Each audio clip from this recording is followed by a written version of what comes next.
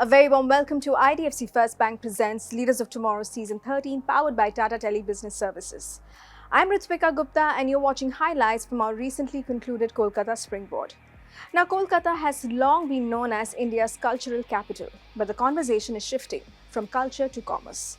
But the question remains, is the region finally approaching its long economic moment? To decode this, I'm going to be in a panel discussion with Murali Krishnan, co-founder and CMO Wow Momo, Sanjiv Ganeriwala, Chairman Mining Council West Bengal ASSOCHAM, and Rajesh Kewat, CEO FastInfo.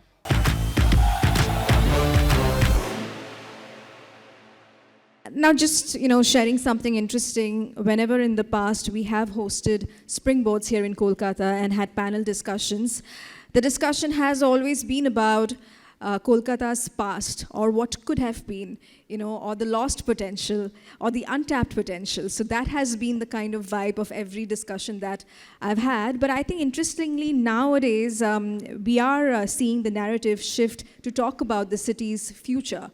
West Bengal's economy is stated to grow about 7.6%. This is slightly above the national average. We have a vast MSME ecosystem as well. The government of India has also deployed about, I think, 2,000 crore rupees into developing multiple projects here in Kolkata. So my first question, and it is a common question to all three of you, I want to know, how bullish are you about Kolkata, about West Bengal? Are we finally seeing early signs of Eastern India's economic moment? Let's start with you, Murali. I personally feel that, a lot is not said about Calcutta, because when your past is over-glorious, you always tend to ignore the present, But for us, there are surprises is there in every single part of Bengal, especially Calcutta. Also to the tunes that Calcutta today, especially I'm talking about food and beverage, I think Calcutta and Bengal is proud to have close to 1 lakh restaurants, which is second highest in the country, right? And therefore delivering possibly 10 lakh jobs only through the restaurant and food and beverage fraternity. These are the numbers which are close to national leader like Delhi. I think Calcutta Calcutta and Bengal is actually feathering a lot of potential and lot of pride. Just that there are certain imagery adjustments that are required nationally, and also I feel that when you speak of Bengal, you only talking about say 3 cities. The moment we start increasing the smart cities in the country, in this part of region, right? The moment you start developing beyond Calcutta, then you will start realizing that's how the hub develops. Similar question to you, Sanjeev, but just picking up from what even Mr. Murali said about this region having the country's, some of the country's richest mineral reserves and natural resources, coal, iron ore. So I want to get your industrial perspective as well on this. Do you feel like this region is underleveraged? First of all, what are the key enablers for any country to have economic growth? First key factors is mining. All industries come after that mining, which China has shown to the world that we have the RE, so everyone has to. If they don't have raw material, you are stuck up. Second enabler is agriculture. If you have agriculture, food processing, everything will come later on. Then restaurants and all those things will come. Third is aqua. If you have aqua culture, then you have seafood, fishery, all those things.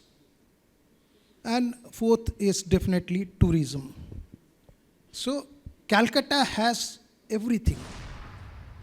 Somehow things are not growing up. Calcutta was leading India. That is why Britishers also came to Kolkata only. All the way around India, they came to Kolkata. Somehow, I think in next 10 years, the history of Calcutta will change. Sure, absolutely. Rajesh, do you agree? I would like to share my journey. I have invested just 1,000 rupees and built a multi-crore turnover company. Currently, 500 plus employees are working with us, and our head office is in Kolkata. So from this journey, what I have learned, that Kolkata has a very good talent with cost advantage. That is the biggest part that is Kolkata is having. So utilize it as much as possible.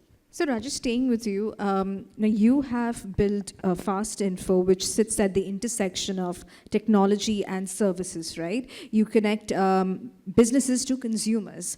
So, what has setting up this company in Kolkata taught you about the market and taught you about India's digital consumer and as well as the digital economy at large? See, our biggest brand is Online Legal India. There we are providing compliance services to the MSME.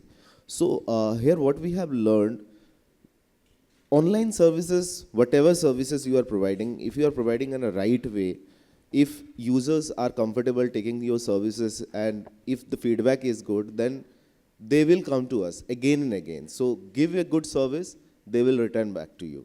So that is the best thing that from the business point of view we can do to the customers. From startups, let's move to MSMEs. Sanjiv, I want to get your thoughts on this. Now, West Bengal is home to one of the country's largest MSME base. It has over 9 lakh small and medium businesses. I want to know, how can this ecosystem be leveraged, in order to make this region into an industrial hub, perhaps even an export hub? I can tell you more about this mining. These deposits are now coming up. Now we need MSMEs to participate in exploration, in mining. Then the more better part is the beneficiation. Smaller beneficiation with the minor and minor mineral, major mineral, and then the supply chain. Everywhere you need MSMEs to involve. So there are a lot of opportunities in mining. As I told you, with the mining, so many industries will come. Beneficiation and value-added industries will come. Definitely it will improve, and the MSME flows also, and new business opportunities will come. Fantastic. Export is something which a lot of work has happened in the last 2-3 years.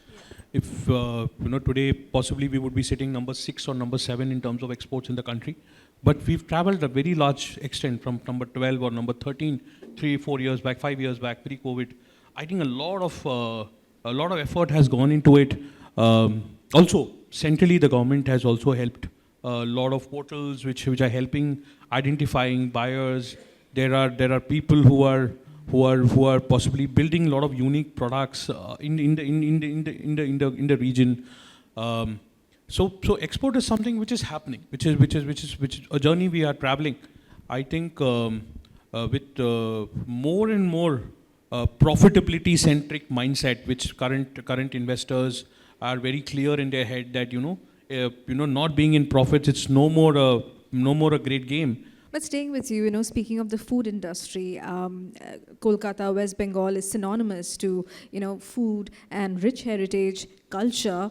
But why aren't we seeing too many food brands coming out of this space? And of course, Momo there, which has scaled nationally. But why aren't we not able to leverage this rich food heritage and culture as much? There are multitude of brands. There's 6 Paragons Place, which is opened in 7 outlets. Chowman is doing amazing work. They are in the 13 cities. They are possibly India's 3rd or 4th most Chinese brand, recognized Chinese brand. There's Momo. There is so many brands which are doing amazingly well nationally. And I also told you that Bengal itself is a huge market. It's a severely highly consumer-led market. So we always keep talking about large stores, amount of stores, number of stores, 600, 700, 800, 1,000 stores. There are brands like Mio Amore, which is sitting out of only Bengal, and I think they've only traveled half of Bengal, and they have more than 700, 800 stores. Every single store doing amazingly well, profitable business. So Bengal itself has got lot of the belly of Bengal is huge. I want to know, how can the city leverage its geographical advantage, especially with, what all that's happening around the world. Supply chains are shifting. Countries are looking to diversify their manufacturing bases. What is your take on that? How do you assess this? See, Kolkata is very near to China. China, you have direct flight. Earlier, we used to go through Kunming. So we used to have a lot of business. In fact, we have grown our business through China in a lot of ways. So you can import technologies, can set up in mining, as I told you, in other places also, China has the technology. In last 3-4 years, government had certain objections to get technology. Now it has been opened. So we can get technology, set up plants. So many plants are running. Then you have other countries like Malaysia, etc. These are all 3 to 4 hours, Vietnam, South Asian countries. Then we have Bhutan and other places. So we are getting options, we are getting a lot of inquiries also from big brands that we want to set up industries here and distribute these products to all these other countries. So Kolkata is an ideal place. We have problem of land in some places, but still those things are coming up. We have also taken up some 30-40 acres of land near Durgapur in a belt Raniganj I belong to. So from that belt, we are going to set up these industries related to mining and all. So similarly, you can have a lot of other industries which can be the technology which you can get from these countries and sell it to the countries. We have port, we have everything. The logistic cost is lower. I want to bring you in here, Rajesh. Now, when we think of startup clusters in India, we think about Bangalore, maybe Gurgaon. Does Kolkata have its own tech cluster yet? Because, why I'm asking this is whether it is Salt Lake City or Newtown or Rajarhat, there are so many new IT companies that are being set up, GCCs being set up in this area. So the emergence of these new pockets, how do you think that will change the game for how we perceive Kolkata and Kolkata's economic identity as well? According to me, I'll compare it's like a old Delhi versus New Delhi. Now we are sitting in a new Kolkata, so the foundation is already done and time will show us what new Kolkata is. It's time for a quick break here. We'll be back shortly. Stay tuned.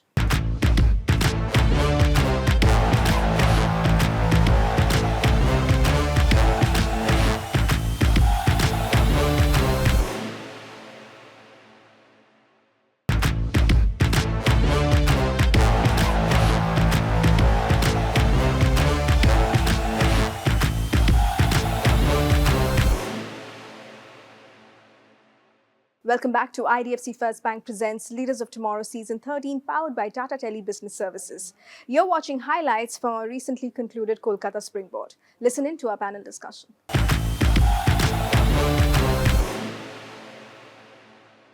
So let me open up a common question to all three of you. Why is it so difficult for Kolkata to retain talent? Because a lot of the young entrepreneurs, whom I speak to, they still would perhaps prefer, to go to a Bangalore or Gurgaon, or, do you agree with this narrative at all? Till date it was there, but right now in our sector we are trying to retain talent. We have more than 3,500 people working with us. Out of these, 2,000 people are from West Bengal, but they are working in different states. But West Bengal is growing up and we are trying to retain talent, and we are finding talent, the cost is cheaper. In Kolkata, the people who wants to go outside, they definitely get 2x salary.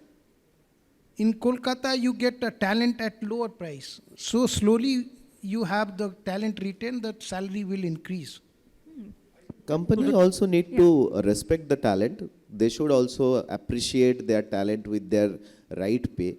At the same time, talent should also need to understand that you should compare the CTC. At the same time, you also need to compare the lifestyle, cost of living, and other aspect of life. If you are living Kolkata, maybe you are paying a EMI which you have taken a home, right? But you are not living there. Leaving that dream home here and going out, and maybe for 10%, 20% hike. I believe that when you are taking just 10-20% hike in other city, that is not a very good decision that you are taking. If you are getting almost same salary in Kolkata, you should stay here. You have taken birth in Bengal. I think you should also do something for the Bengal. Do you agree, Murali? Yeah, agreed. The poet inside us always tells us that ghar chhod ke koi khush nahi hua hai, right? But the tune, the fact is the talent pool today has become a level playing ground.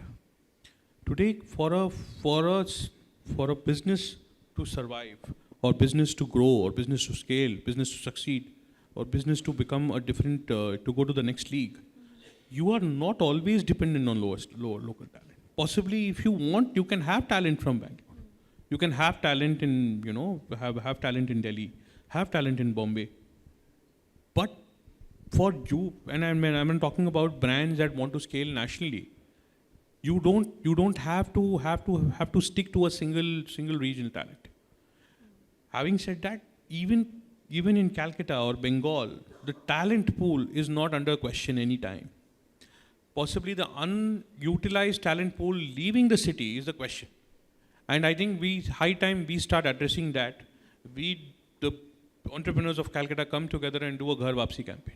On that note, I want to bring you in here, Rajesh. Like, say a young engineer or a tech entrepreneur, he wants to start up in Calcutta. Of course, you spoke about the structural advantages the city has, but what advice would you give him? Where should they start from? What are the steps they should take? What sort of mentorship? Who can they go? Who can they approach for mentorship, funding? Just walk us through. See, in the era of AI, I think biggest mentor is AI. If you want to learn, you can learn by yourself. So what I will say, again, I'll bring my journey. I was having 1,000 rupees. I started my business. I developed my own website. I have wrote all the content. I have called the customer. I have given the service. From there to 500 plus employees, I came. So at that moment, I had 12 years of experience, corporate experience. Definitely that helped me. At the same time, the motivation and the determination that I have, I think that was the biggest thing which helped me. As a software engineer, I was also a software engineer, and definitely whatever I did in my company that was not related to software, I started online RTI application. That was a platform which customer came to us and filled a form, and then we drafted a RTI, we sent to government, and government used to reply them. That was the first business. Second business was our biggest brand that is in a legal tech platform, that is Online Legal India. I would love to highlight that currently from your company itself we got the award, the India's Best Legal Tech Award. That is also consecutively 2 times. Thanks a lot. Superb, congratulations. And finally, as we are wrapping up this panel discussion, one last common question to all the panelists as part of your closing remarks. If you were advising policymakers in terms of one structural change they could implement that would help unlock the new phase of growth, for Kolkata, for West Bengal, for the Eastern India region, what would that be? Let's start with you, Rajesh. One change. That is mindset. Mindset. One more thing, we are the best, but we also need to do some branding that we are the best. Yeah. People can come to Kolkata and they can start from Kolkata. Yeah, like a perception I need a CMO. Yeah, Definitely, actually. I agree. Yeah. So it's a work culture. Work culture needs to be improved because we have so many holidays. I don't think. And culture also, I have Holidays seen. are not bad. And we have seen, it's again, sticking to even my company, it is 10 to 5, 10 to 6, and people have to give more concentration on work. Happiness index is too much in West Bengal. Is that true. right? But we have to work hard because, the generation, the future generation is suffering. We have to build West Bengal. No one from outside will come. We, the people of West Bengal, has to set up and industries, set up the businesses. We have talent. We have the people who can do the change. So we have to make the change ourselves. All right, Murali, I'll let you have the last word. If you ask me, what is that one change which we feel that policymakers should have, right? Yeah. I think the only change which we feel that we undermine the power of manufacturing. Okay. Amongst all the goodness, I think the only place where we suddenly withdraw ourselves is when it comes to manufacturing. Because we are the rice bowl of the country, we are an agri-driven economy, we are we are the people, we are the happiness people, right? At somewhere deep down, there is always a certain quantum of reluctance. We have embraced technology far more than what we've embraced manufacturing.